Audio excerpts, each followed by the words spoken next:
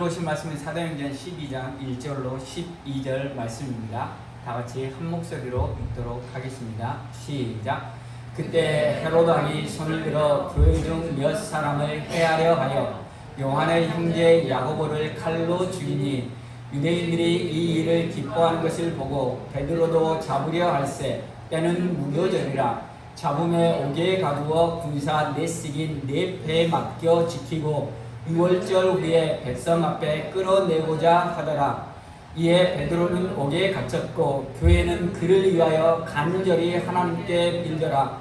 헤롯이 잡아내려고 하는 그 전날 밤에 베드로가 두 군사팀에서 두 쇠사슬에 매어 누워 자는데 하숙꾼들이 문 밖에서 옥을 지키더니 호련히 주의 사자가 곁에 서매 옥중에 광채가 조요하며 또 베드로의 옆구리를 쳐 깨워 가로되 급히 일어나라 하니 쇠사슬이 그 손에서 벗어지더라. 천사가 가로되 띠를 띠고 신을 들매라 하거늘 베드로가 그대로 하니 천사가 또 가로되 겉옷을 입고 따라오라 한데 베드로가 나와서 따라가세 천사 하는 것이 참인 줄 알지 못하고 환상을 보는가 하니라. 이에 첫째와 둘째 파수를 지나 성으로 통한 세문에 이르니 문이 절로 열리는지라. 나와 한 거리를 지나매 천사가 곧 떠나니라. 이에 베드로가 정신이 나서 가로되 내가 이제야 참으로 주께서 그의 천사를 보내어 나를 헤롯의 손과 유대 백성의 모든 기세에서 벗어나게 하신 줄 알겠노라 하여 깨닫고 마가라 하는 요한의 어머니 마리아의 집에 가니 여러 사람이 모여 기도하더라. 아멘. 지난 휴가 기간 동안에 저희 캐나다 로키 마운틴에 갔다 왔습니다. 로키 마운틴은 캐나다 콜롬비아 주에서부터 미국 뉴멕시코 주까지 약 4,500km에 달하는 거대한 산맥입니다. 그 산맥을 오고 가는 여정을 빼고 딱 3일 맞습니다. 그래서 로키 마운틴을 봤다기보다는 로키 마운틴을 맛보았다라고 이야기될 수 있습니다. 그런데 나중에 은퇴하면 시간과 돈이 되면 바로 한번 가보려고 생각 중입니다. 체력이 조금 남아있을 때 그만큼 아름다웠는데요. 로키 마운틴에서 찍은 사진 한 장 보여드리도록 하겠습니다. 호수가 잘 표현이 되나요? 에메랄드빛 호수에서 되게 아름답습니다. 그런데 이 호수를 보면서 어떤 생각을 했냐면 만약에 호수가 생기기 전에 처음으로 이게 지형 변화가 일어나서 산이 생겼을 때의 모습을 생각해 보았습니다. 그 모습은 아마 나무도 없고 민둥산, 거대한 바위덩이 산이었을 것입니다. 근데 그 산에 물이 있음으로 인해서 계속해서 이렇게 나무들이 자라서 올라가고 있는 모습을 여러분 볼 수 있을 것입니다. 만약에 물이 없었다고 하면 저 산은 돌로 그냥 남아있었을 뿐일 것입니다.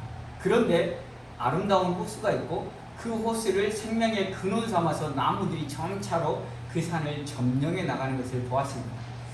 우리가 두 주에 걸쳐서 계속 그리스도인의 삶에 대해서 우리가 살펴보았습니다. 그러면서 이 산을 보면서 우리 그리스도인의 삶도 저와 같지 않느냐라는 생각을 해보았습니다. 우리는 죄로 우리의 마음이 굳어졌고 죄로 인해서 하나님의 그리스도인다운 삶을 살 수 없는 존재입니다. 그러나 우리 안에 예수 그리스도, 생명 대신 예수 그리스도가 계심으로 인해서 우리의 돌같은 마음, 바위같이 단단한 죄로 인한 얼거졌던 그 마음들이 조금씩 생명으로 뒤덮이는 모습들이 바로 우리가 그리스도를 닮아가는 모습이 아닌가 생각해 봅니다. 그래서 우리 안에는 여전히 생명 대신 예수 그리스도가 있고 우리가 그 생명을 계속해서 공급받을 때에만이 우리는 나무가 이 돌산, 바위산을 점점 점령해 가듯이 우리 죄된 허물들을 조금씩 벗고 그리스도인다운 삶으로 생명의 그리스도의 열매를 맺는 삶으로 나아갈 수 있다는 생각을 해보았습니다. 그래서 바라기는 저와 여러분이 계속해서 우리 안에 계신 예수 그리스도로의 생명을 공급받아서 조금씩 그리스도인다운 모습으로 변화되는 저와 여러분이 되길 간절히 소원합니다. 그래서 내년에는 조금 더 푸르른 우리의 마음이 될 수 있기를 바랍니다. 우리가 조금 더 그리스도를 닮은 모습이 되기를 간절히 소원합니다. 계속해서 예루살렘에 핍박이 일어났습니다. 스데반의 순교 이후에 예루살렘에 핍박이 일어났고 그 핍박을 깨서 예루살렘의 성도들이 다른 지역으로 이방 지역으로 막 흩어졌습니다. 그리고 이방 지역에 흩어져서 복음을 증거했습니다. 그 한 곳이 바로 안디옥이었습니다. 안디옥에서 유대인들에게도 복음을 증거했고 이방인들에게도 복음을 증거했습니다. 그때 이방인들이 회개하고 주께로 돌아왔습니다. 그래서 그곳에 바나바를 파송하고 바나바로 인해서 사람들이 더 많아졌고 더 많아진 사람들을 잘 양육하기 위해서 바나바는 사울을 청해서 함께 사역을 했고 그리고 숫자가 날마다 더 늘어났습니다. 그리고 그것을 이제 안디옥에 처음으로 그리스도인이라고 불리웠습니다. 바꿔 말하면 예루살렘의 핍박으로 인해서 복음이 이방 지역에 활발하게 전해졌고 그리고 그곳에서 복음이 활발하게 일어났습니다. 그리고 또 한 가지는 사울의 회심 사건 이후로 인해서 유대인들의 그리스도인에 대한 핍박은 동력을 잃었습니다. 왜냐하면 그리스도인들을 핍박하는 것이 당연히 하나님께서 원하시는 거라고 생각을 했는데 율법에 정통하는 사울이 회심함으로 인해서 우리가 잘못 생각했을 수도 있겠다라는 생각들을 가졌기 때문에 유대교에 의한 그리스도교의 핍박이 잦아들었습니다. 여전히 유대인들은 그리스도인들을 적대시하기는 했습니다. 그러나 예전과 같이 사울이 핍박의 중심에 서 있었던 때와는 다르게 그렇게 심하게 핍박하지는 않았습니다. 그러나 오늘 본문에서 다시 새로운 핍박이 교회에 있었음을 이야기하고 있습니다. 12장 1절에서 2절입니다. 그때 헤롯이 손을 들어 교회 중 몇 사람을 헤아려 하여 요한의 형제 야고보를 칼로 죽이니 이제는 헤롯 왕이 교회를 핍박했습니다. 자, 헤롯은 여기 본문에 나오는 헤롯은 헤롯 아그리파 1세입니다. 우리가 잘 아는 헤롯은 누구입니까? 예수님이 태어나실 당시에 헤롯 왕이 있습니다. 그 헤롯을 헤롯 대왕이라고 부릅니다. 그리고 오늘 본문에 나오는 헤롯 왕 헤롯 아그리파 1세는 헤롯 대왕의 손자입니다. 헤롯이 유대인의 왕이 되는 것은 상당히 아이러니합니다. 왜냐하면 헤롯은 이두메인입니다. 이두메인이라는 것은 에돔 족속입니다. 이삭의 큰아들인 에서로부터 나온 족속이 바로 에돔 족속이고 작은 아들인 야곱으로부터 나온 족속이 바로 이스라엘 족속입니다. 에돔 족속은 자기들도 아브라함의 피를 받았기 때문에 이스라엘 족속이라고 아브라함의 족속이라고 이야기하지만 정통성에 있어서 누가 선택됐습니까? 에서가 아니라 야곱이 선택되었다는 사실입니다. 그래서 유대인들은 에돔 족속을 같은 유대인으로 여기지 않았습니다. 그런데 유대인은 종교성이 대단히 강한 민족이 유대인입니다. 그래서 유대인의 왕은 유대인밖에 할 수 없습니다. 그런데 말씀드렸듯이 헤롯은 이두메인, 에돔 족속이었다는 사실입니다. 근데 에돔 족속이 어떻게 해서 유대인의 왕이 될 수 있었을까? 헤롯은 권모술수에 능한 사람이었습니다. 그리고 당시는 로마의 지배를 받고 있었기 때문에 로마에 잘 보였기 때문에 헤롯이 이두메인, 에돔 족속임에도 불구하고 유대인의 왕이 되었습니다. 그런데 헤롯은 늘 자신의 왕족에 대한 왕권을 지키기 위해서 늘 불안한 마음을 가지고 있었습니다. 그래서 우리가 잘 알듯이 예수님이 태어날 당시에 동방박사가 유대인의 왕이 태어났다는 소식을 들었을 때 헤롯이 어떻게 합니까? 2살 아래로 사내 아이는 모두 죽여버립니다. 왜냐하면 유대인들이 자신들의 왕이라고 세우고 자신을 반역할까라는 그러한 두려움이 있었기 때문에 헤롯은 2살 미만의 아이들을 모두 죽여버리는 아무튼 잔인한 정책을 펼칩니다. 그러나 헤롯이 잔인한 정책만을 펼친 것은 아닙니다. 때로는 당근을 주기도 했습니다. 당근을 주었던 대표적인 예가 유대인의 성전을 다시금 재건했습니다. 유대인의 성전은 솔로몬이 성전을 짓고 나서 바벨론이 침공 와서 솔로몬 성전이 무너졌습니다. 그리고 나서 바벨론 70년 포로 생활 이후에 돌아와서 성전을 건축합니다. 그 성전이 바로 스룹바벨 성전입니다. 스룹바벨 성전이 건축된 이후에 500년이 지났기 때문에, 그리고 우리가 잘 알듯이 스룹바벨 성전은 그렇게 화려하고 크게 지어진 성전이 아니었습니다. 왜냐하면 포로에 생활하다가 돌아와서 지었던 성전이기 때문입니다. 그래서 헤롯은 이 스룹바벨 성전을 보수하고 재건축합니다.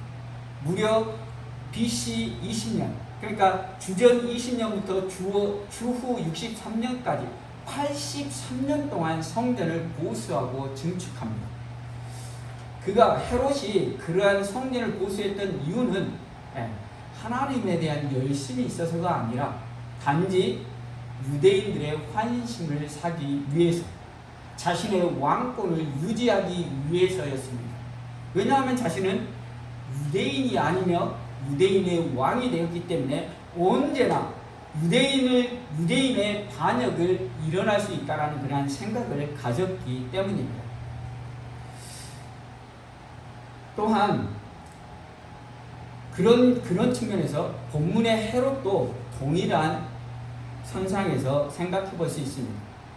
헤롯 대왕이 이두메인이었기 때문에 본문에 나오는 헤롯 왕도 이두메인, 에돔인이었습니다. 그래서 동일하게 당근과 채찍 정책을 같이 사용했던 사람 중에 한 사람입니다.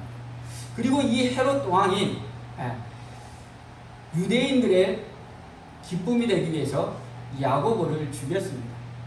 유대인들이 그리스도인들에 대해서 예전처럼 사울이 핍박했던 시대와 같은 핍박은 하지 않았음에도 불구하고 여전히 그리스도인에 대한 적대감을 가지고 있었습니다.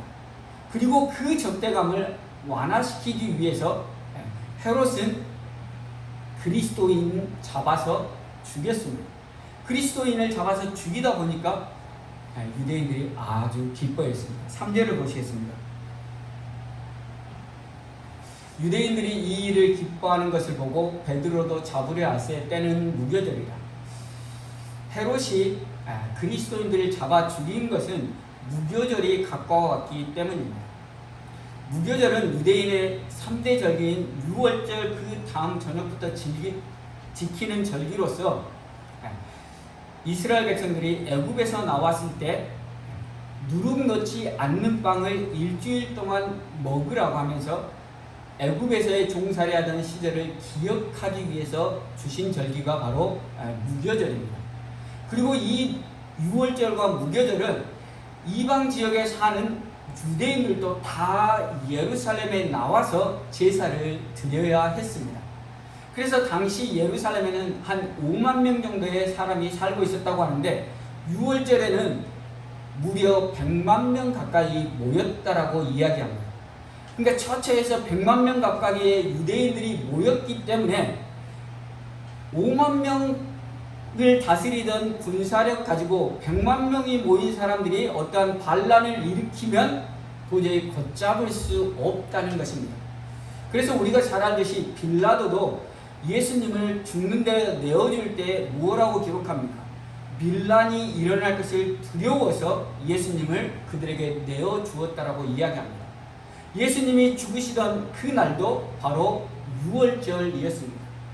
그러니까 수많은 유대인들이 모여서 예수를 십자가에 못 박으라고 외치는 그 군중의 함성들을 어떻게 할 수가 없었다는 것입니다.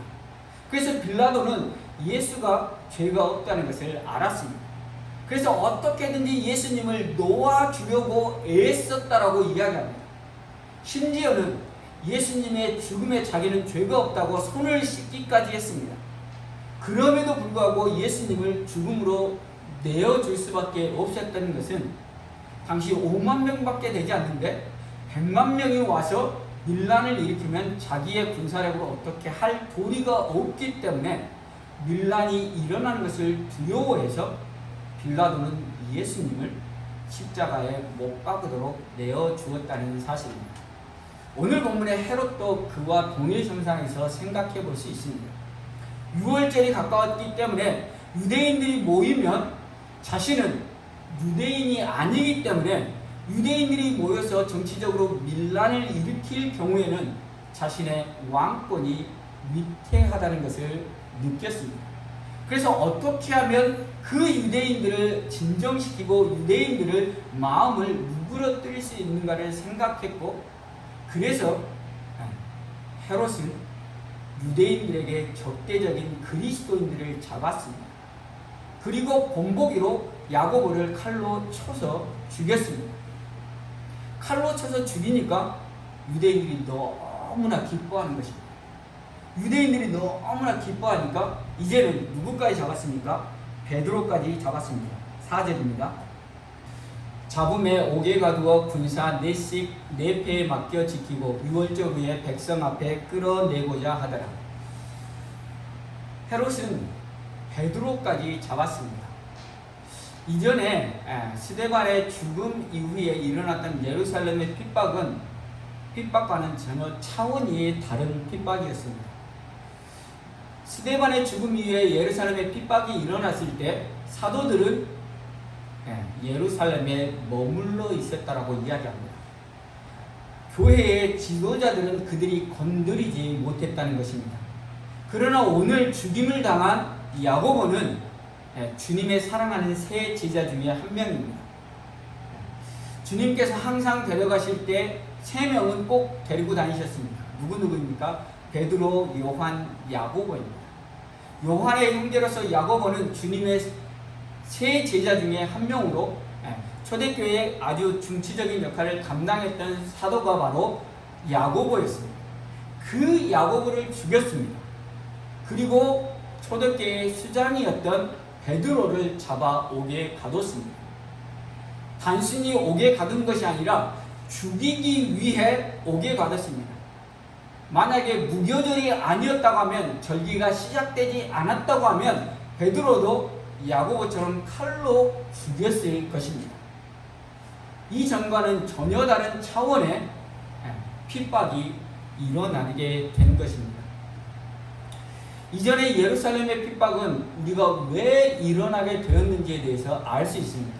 왜냐하면 주님이 땅끝까지 이르러 복음을 증거하라는 명령을 주셨음에도 불구하고 예루살렘 교회가 자기들끼리 계속해서 복음을 나누고 떡을 떼고 기도하고 이것에 힘썼기 때문에 복음이 이방 지역으로 전해지지 않았습니다. 그래서 하나님께서 고난을 통해서 이방 지역에 복음을 증거하게 하셨고, 또한 그 고난을 통해서 복음이 이방 지역에 널리 퍼지는 것을 우리는 볼 수 있었습니다. 우리가 계속해서 살펴보았던 것처럼 안디옥 교회도 그렇고 사마리아에도 그렇고 여러 지역에, 이방 지역에 복음이 증거되는데 예루살렘의 핍박을 사용했다는 것입니다. 그런데 이제는 이방 지역에도 계속해서 복음이 증거되고 있는 가운데 새로운 핍박이 일어났습니다. 그런데 이 새로운 핍박은 이전 핍박과는 비교할 수 없는 모두를 죽이는 핍박입니다. 권력자에 의한 핍박이기 때문에 그 누구도 가리지 않고 죽인, 그래서 주님의 세 제자 중에 한 명인 야고보도 죽였을 뿐 아니라 초대교회의 수장인 베드로조차도 죽이기 위해 옥에 가둬놓은 상황입니다. 왜 이러한 핍박이 일어났는지 교회는 알 수 없다는 것입니다. 우리 인생도 마찬가지입니다. 우리가 때로는 우리의 삶을 살다가 고난 가운데 닥치지만 어느 경우에는 우리의 고난의 원인과 이유에 대해서 알 때도 있습니다. 그러나 왜 내가 이러한 고난을 당해야 되는지 우리는 알 수 없을 때가 더 많다는 것입니다. 그러나 시간이 흐르고 그 고난이 끝나는 시점에서 우리는 이렇게 고백합니다. 하나님께서 고난 중에 함께 하셨고, 하나님께서 고난 가운데 함께 하시는 은혜로 인해서 그 고난을 내가 견디어냈고, 하나님께서 그 함께 하시는 고난으로 인해서 나의 믿음이 이만큼 성장했다라고 이야기합니다. 그래서 C.S. 루이스가 이야기하는 것처럼 고난은 하나님의 은혜의 메가폰이라고 이야기합니다. 고난을 통해서 하나님이 함께 하시고 더욱더 하나님만을 의지하게 하시고, 그리고 하나님만을 의지함으로 인해서 고난을 넘어가서 우리의 믿음이 더욱더 정금 같은 믿음으로 나아갈 수 있기 때문입니다. 그럼에도 불구하고 고난은 힘듭니다. 그래서 다시금 그 고난에 따라 돌아가고 싶냐라는 말을 하면, 고난의 때가 은혜였기는 하지만 그 고난의 때로 다시 돌아가고 싶지는 않다라고 말씀하실 것입니다. 그렇습니다. 고난은 어렵습니다. 힘듭니다. 그러나 고난을 통하여서 믿음이 성장할 수 있다는 사실입니다. 사도행전을 읽으면서, 바울 서신을 읽으면서 사도 바울이 참 위대하다는 생각을 많이 합니다. 그리고 사도 바울을 본받고 싶다는 마음을 갖습니다. 비록 지금의 모습은 그러한 모습이 아니지만, 언젠가 사도 바울처럼 나를 본받으라 라고 이야기할 수 있는 그 날이 올 수 있을지 잘 모르겠습니다. 그러나 제가 하고 싶은 말은, 제가 할 수 있는 말은, 제가 그리스도를 본받기 위해서 애쓰는 것처럼 여러분도 그리스도를 본받기 위해서 애쓸 수 있기를 바랍니다 라는 권면을 드립니다. 사도 바울이 자신을 본받으라는 그런 권면을 드릴 정도로 정말 하나님 앞에서 성숙한 믿음의 삶, 성숙한 사도의 삶을 살았습니다. 그 사도 바울이 어떻게 사도 바울이 될 수 있었을까를 생각해 보았습니다. 첫 번째는 하나님의 놀라운 은혜에 대한 기억들을 계속해서 가지고 있었다는 것입니다. 사도 바울이 어떠한 사람이었습니까? 예수를 그리스도라고 믿는 사람들을 잡아 죽이던 사람이었습니다. 예수를 대적했던 사람이 바로 사도 바울이었습니다. 그런데 하나님께서 은혜로 사도 바울을 만나 주셨고, 은혜로 그 죄를 용서해 주셨을 뿐 아니라 은혜로 이방인의 사도로 세워주셨다는 것입니다. 하나님의 일꾼으로 세워주셨다는 사실입니다. 그리고 또 한 가지는 사도 바울이 수많은 고난들을 겪었기 때문에 더욱더 성숙한 믿음으로 나아갈 수 있었을 거라고 생각을 해봅니다. 사도 바울이 고백하는 바, 태장에 3번 맞고 40에 감한내를 3번 맞고 태장에 5번 맞고 강도의 위험과 강의 위험과 굶주림과 추위와 수많은 고난들 가운데서 하나님께서 함께 하심으로 말미암아서, 오직 하나님만을 의지하는 그 믿음으로 말미암아서 그 고난들을 이겨냄으로 말미암아서 사도 바울이 사도 바울 될 수 있었다라는 생각을 해봅니다. 그리고 나서 사도 바울이 고난 가운데 있는 고린도 교회 성도들에게 그러한 권면을 합니다. 고린도후서 4장 8절에서 9절입니다. 우리가 사방으로 우겨쌈을 당하여도 쌓이지 아니하며 답답한 일을 당하여도 낙심하지 아니하며 핍박을 받아도 버림받지 아니하며 거꾸러뜨림을 당하여도 망하지 아니하고. 여기서 우겨쌈을 당한다는 단어는 포도주를 틀에 놓고 짓밟는다는 의미입니다. 우리 인생이 그것처럼 극심한 고난과 고통으로 짓밟히는 상황을 이야기하는 것이 우겨쌈을 당하는 것이고, 답답한 일을 당한다는 것이 사면초가, 진퇴양난, 앞으로 갈 수도 없고 뒤로 갈 수도 없고 동서남북이 모든 적들이 나를 둘러싸서 무엇 하나 해볼 수 없는 상황이 바로 답답한 일을 당하는 상황입니다. 그리고 핍박을 받는 상황, 거꾸로 트림을 당한다는 것은 죽을 수 있는 상황, 죽음에 처한 상황도 이야기하는 것입니다. 그러한 상황 가운데서도 쌓이지 아니하고 낙심치 아니하고 버림받지 아니하고 망하지 아니할 수 있는 이유는 바로 예수 그리스도가 있기 때문입니다. 그 이유에 대해서 4장 7절에서 그렇게 이야기합니다.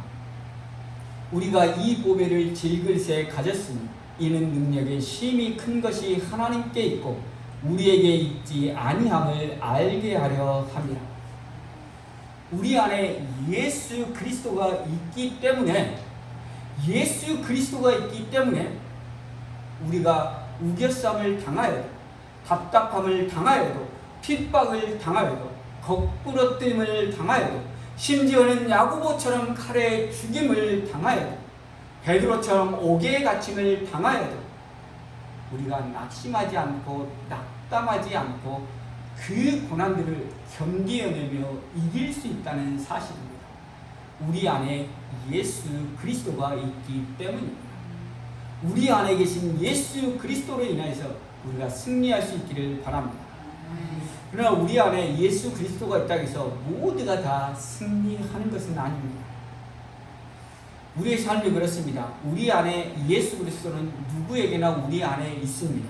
왜냐하면 하나님의 우리에게 믿음을 주셔서 우리를 만나 주셨기 때문에 우리 안에는 예수 그리스도가 있다는 것입니다. 그러나 우리 모두에게 예수 그리스도가 있는데 누구는 사도 바울처럼 고난 중에서도 승리하며 하나님 앞에 찬양하고 누구는 낙심하며 낙담하며 내 인생은 왜 그럴까라고 절망 가운데 빠지는 것일까요? 그것은 바로 우리가 기도하지 않기 때문입니다. 본문 5절을 보겠습니다. 이에 베드로는 옥에 갇혔고 교회는 그를 위하여 간절히 하나님께 빌더라. 우리 안에는 예수 그리스도가 계십니다. 우리를 사랑하사 우리를 구원하시기 위해 십자가 지신 그 놀라운 사랑으로 예수 그리스도가 계시다는 것입니다. 그러나 우리가 예수 그리스도를 붙들지 않고 예수 그리스도를 느끼지 못하고 예수 그리스도를 인지하지 못할 때 우리는 주어진 환경, 고난의 삶 속에서 절망하고 낙담하고 낙심하고 넘어질 수밖에 없다는 것입니다. 그러면 우리 안에 계신 예수 그리스도께서 살아 숨쉬게 하기 위해서 느껴지게 하기 위해서 우리가 해야 될 것은 하나님께 비는 것입니다. 늘 예수 그리스도의 이름을 부르십시오. 기도라는 것이 우리가 골방에 들어가서 하는 것만이 기도가 아니라 우리의 삶의 전 영역에서 하나님 힘듭니다. 나를 도와주십시오라고 외치는 것이 바로 기도라는 사실입니다. 고난 중에 예수 그리스도를 부르십시오. 그러면 우리를 사랑하신 그 예수 그리스도가 우리 안에서 살아 숨쉬고 그로 인하여서 우리가 어떠한 삶의 현장에 있든지 우리의 삶이 힘들고 어렵고 사도 바울이 이야기했던 것처럼 우겨쌈을 당하는 상황, 앞으로도 갈 수 없고 뒤로도 갈 수 없고 사면초가 모든 것이 막혀있는 그 답답한 상황 가운데서도 핍박 가운데서도 심지어는 우리의 죽음이 위협받는 상황 속에서도 예수 그리스도로 인해서 우리는 절망하지 않고 승리할 수 있다는 사실을 기억할 수 있기를 바랍니다. 그래서 우리 안에 계신 예수 그리스도를 늘 부르며 나아가는 저와 여러분이 되기를 간절히 소원합니다. 마지막으로 다시 한번 그 사진을 보고 말씀을 마무리 지으려고 합니다. 우리가 이 그림들을 우리의 마음속에 새겼으면 좋겠습니다. 우리 안에는 저희 에메랄드빛 호수 같은 예수 그리스도가 우리의 마음속에 늘 계시다는 사실을 기억할 수 있기를 바랍니다. 하나님이 우리를 긍휼히 여기셔서 우리를 십자가의 사랑으로 죄와 허물을 다 용서하시고 우리를 하나님의 자녀 삼으신 그 놀라운 은혜로 예수 그리스도는 우리 안에 계시다는 사실을 기억할 수 있기를 바랍니다.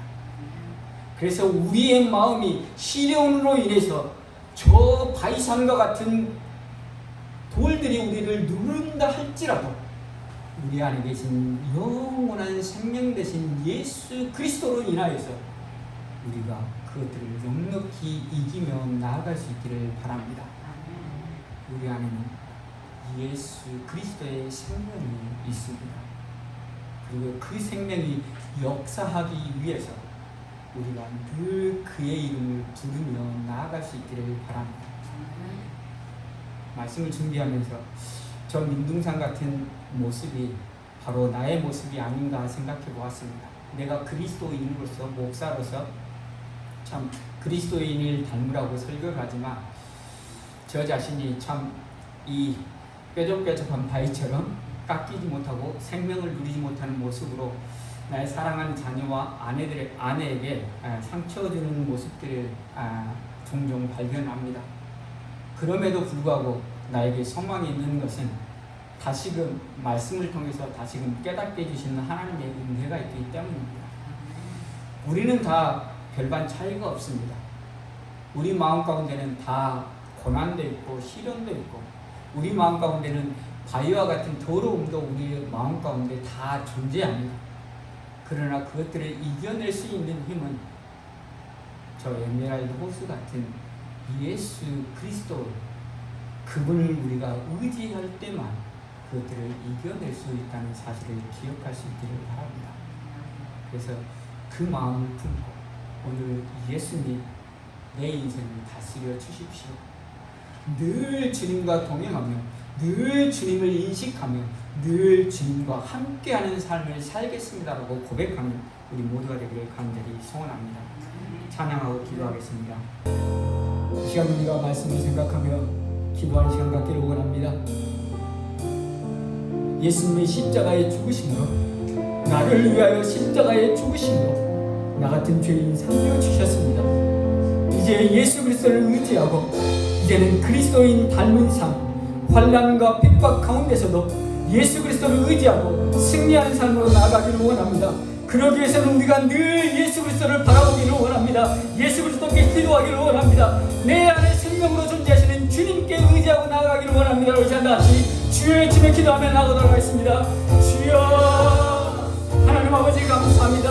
하나님 우리를 사랑하시고 우리를 위하여 십자가에 지키신 주님의 그 놀라운 사랑에 감사합니다. 주님이 여전히 내 안에 계심으로 말미암아 우리가 어려운 환경 가운데서도 우리의 고난 가운데서도 우리가 그 고난들을 넉넉히 이길 수 있도록 도우시며 우리를 인도하시는 하나님이십니다. 제일빛 같은 우리 가운데 보배로 함께 하시는 하나님이 우리 가운데 계십니다. 하나님 보상 같은 우리의 마음 가운데 하나님 에메랄드 호수같이 주님은 우리 가운데 계십니다. 그러면 우리가 무엇을 낙심하며 낙담하며 무엇 참된 궁금해 사는 삶을 살고 있습니까? 날마다 예수 그리스도와 동행하게 하여 주십시오. 우리 안에 계신 예수 그리스도를 붙들고 사는 삶으로 나아갈 수 있도록 은혜를 부어주시기를 간절히 소원합니다. 우리가 날마다 주의 이름을 부르며 나아가기 원합니다. 날마다 주님께 간구하며 나아가기를 원합니다. 주님 우리를 도와주십시오. 우리는 연약합니다. 우리는 넘어질 수밖에 없는 존재입니다. 우리가 그리스도인 삶으려고 하리도 어려운 끝에 나아갈 수 없는 존재입니다. 그러나 주님을 의지하고 나아갈 때 주님이 우리 인생에 함께 하실 때 우리는 그것들을 이루어져 나갈 수 있습니다. 그러므로 말면서 우리가 늘 주님을 의지하기를 원합니다. 우리 안에 살아계신 예수 그리스도 우리 안에 영원한 생명으로 인자하시는 주님을 너무나 의지하고 나아가는 우리 모두가 될 수 있도록 은혜를 베풀어주시기를 간절히 소원합니다. 우리 가운데 어려운 자들 있습니까? 우리 가운데 삶의 고난 가운데 있는 자들 있습니까? 육신의 어려움이 있는 자들 있습니까? 우리 가운데 인도하시는 주님을 보여잡게 하시고 우리 가운데 의지하시는 생명부터 없다는 이기시는 주님을 없다는 의지하시고 주님 역사해 주시기를 간절히 소원합니다.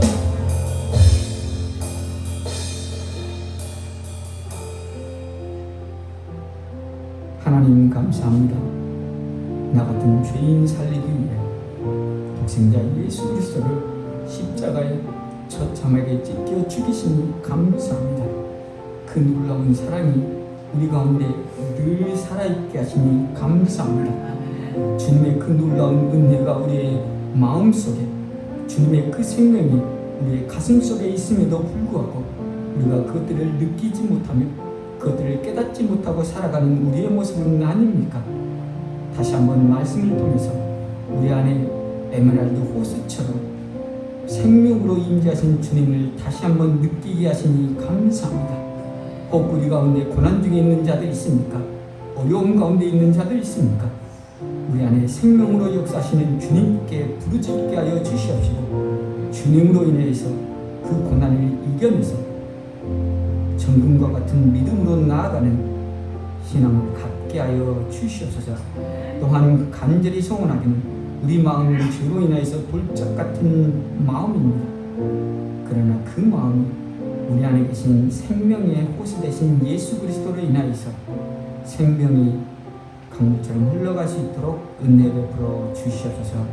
늘 주님을 생각하고 늘 주님과 동행하고 늘 주님의 이름을 부르며 늘 주님께 기도하며 우리 모두가 되게 하여 주시옵시고 우리가 부를 때마다 만나주시는 은혜가 있게 하여 주시옵소서. 그러한 은혜가 있기를 간절히 소원하며 예수 그리스도의 이름으로 기도합니다.